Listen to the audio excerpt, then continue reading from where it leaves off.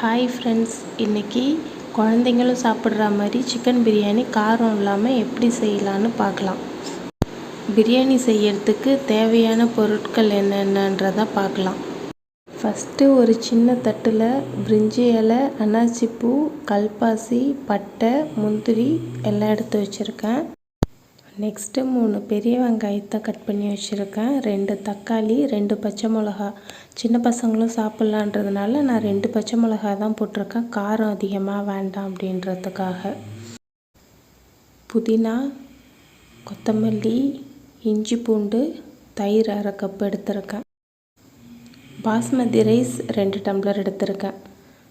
இப்போ எப்படி செய்யலான்றதை பார்க்கலாம். ஒரு பாத்திரத்தில் கொஞ்சம் எண்ணெய், நெய் ஊற்றிட்டு அந்த ஸ்பைசஸ்லாம் போட்டு நல்லா வதக்கிக்கிறேன்.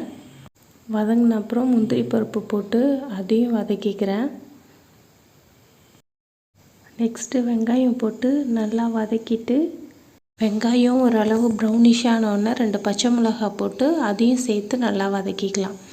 அதுக்கப்புறம் இஞ்சி பூண்டு பேஸ்ட்டு அரைச்சதை அதையும் கொட்டிட்டு பச்சை வாசனை போகிற அளவுக்கு நல்லா வதக்கிக்கலாம். பச்சை வாசனை போன அப்புறம் வச்சுருக்கிற தக்காளியும் கொட்டிட்டு அதையும் ஃபுல்லாக நல்லா வதக்கிட்டு, புதினா,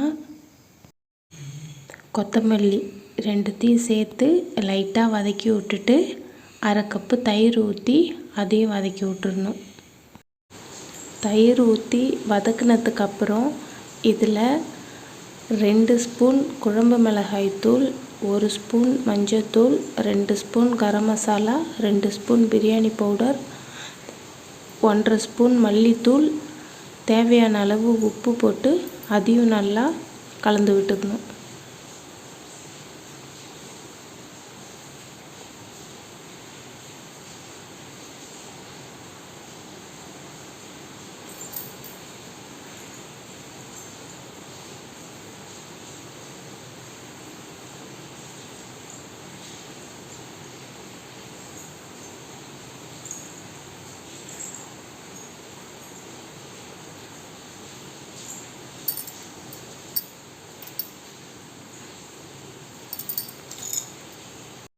கலந்த அப்புறம் இதில் நான் மேரினேட் பண்ணி வச்சுருக்கிற சிக்கனை கலக்கிறேன். சிக்கனில் என்னென்ன போட்டு வச்சுருந்தேன்னா மஞ்சத்தூள், சிக்கன் மசாலா, தயிர், இஞ்சி பூண்டு பேஸ்ட்டு, லைட்டாக உப்பு, அதை போட்டு ஒரு 1/2 hour கிட்ட சிக்கன் நல்லா ஊற வச்சு வச்சுருந்தேன்.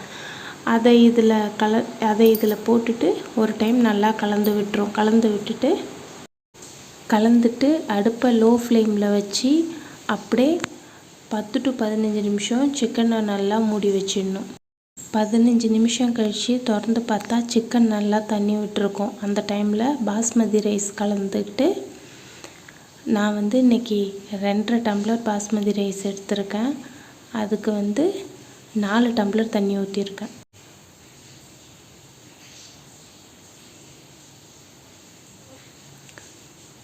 தண்ணி கரெக்டாக மெஷர்மெண்ட் பண்ணி ஊற்றிக்கோங்க.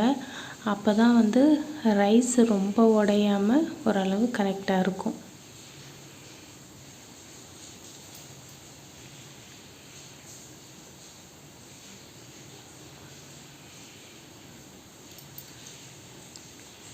ஊற்றிட்டு ஃபுல்லாக ஒரு டைம் கலந்து விட்டுட்டு அப்படியே நார்மலான ஃப்ளேமில் வச்சுட்டு அடுப்பை மூடி வச்சிட வேண்டியது தான்.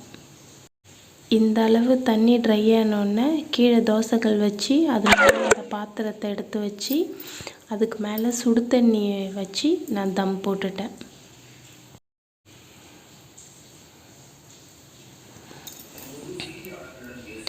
ஃபுல்லாக தண்ணி ட்ரை ஆனோடனே 2 ஸ்பூன் நெய் விட்டுட்டு மேலே கொத்தமல்லி, புதினா தூவிட்டு ஃபுல்லாக ஒரு டைம் கலந்து விட்டுட்டு அடுப்பை ஆஃப் பண்ணிட வேண்டியது தான்.